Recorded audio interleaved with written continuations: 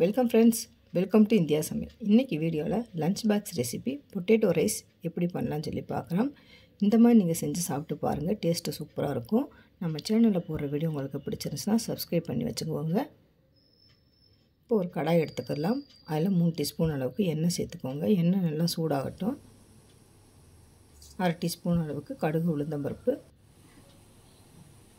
1/4 teaspoon அளவுக்கு சீரகம்,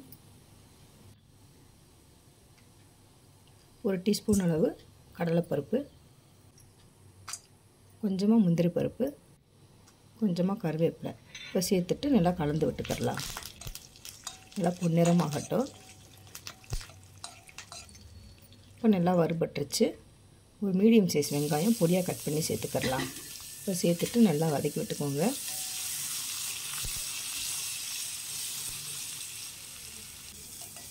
இப்போ வெங்காயம் நல்லா வதங்கியிருக்கு.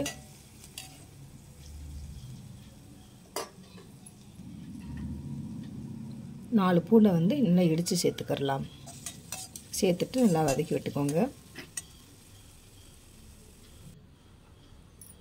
நான் 3 உருளைக்கிழங்கு தோலெல்லாம் சீவிட்டு பொடியாக கட் பண்ணி சேர்த்துருக்கேன். நீங்கள் மீடியம் சைஸ் உருளைக்கிழங்காக இருந்துச்சுன்னா 2 உருளைக்கிழங்கு சேர்த்துக்கிடலாம். கொஞ்சமாக உப்பு சேர்த்துக்கோங்க. இப்போ உப்பு சேர்த்துட்டு ஸ்டவ்வை மீடியம் ஃப்ளேமுக்கு கொஞ்சம் கம்மியாகவே வச்சுக்கோங்க. உருளைக்கிழங்கு நல்லா வெந்து வரணும். இப்போ பார்த்தீங்கன்னா உருளைக்கிழங்கு நல்லா வெந்துருச்சு.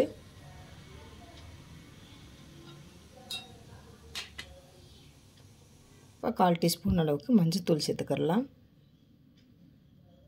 காரத்துக்கு ஏற்ப 1/2 டீஸ்பூன் அளவு மிளகாத்தூள், கரம் மசாலா 1/4 டீஸ்பூன் அளவுக்கு சேர்த்துக்கிடலாம். இப்போ சேர்த்துட்டு நல்லா கலந்து விட்டுக்கோங்க. இந்த கரம் மசாலா பச்சை வாசனை போகிற அளவுக்கு லோ ஃப்ளேமில் வச்சு நல்லா குக் பண்ணிக்கிடலாம். இப்போ பார்த்தீங்கன்னா நல்லா வாசனையெல்லாம் போயிடுச்சு.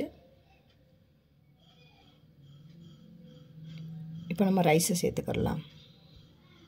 இப்போ சேர்த்துட்டு நல்லா கலந்து விட்டுக்கோங்க. உப்பு பத்தலைன்னா கொஞ்சமாக உப்பு சேர்த்துக்கிடலாம்.